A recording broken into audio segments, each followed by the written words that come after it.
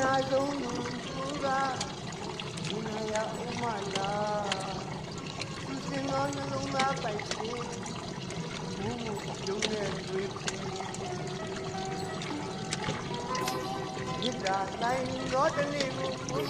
မြစ်တာတိုင်းတော်တလေးကိုတွေ့များတွေ့ပါမလားဆိုမှဆိုပါမလားအားနဲ့စိုးထိတ်တွေ့